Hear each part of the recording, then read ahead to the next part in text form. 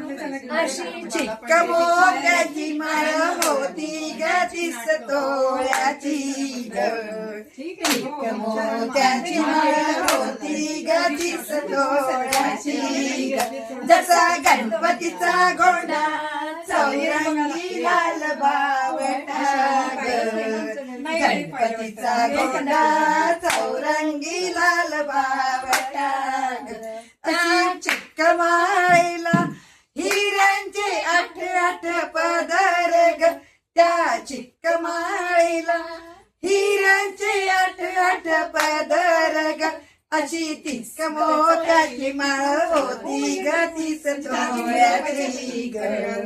चिक्क मोत्याची माळ होती ग 30 तोळ्याची ग. जसा गणपतीचा गोंडा चौरंगी लाल बावटा ग.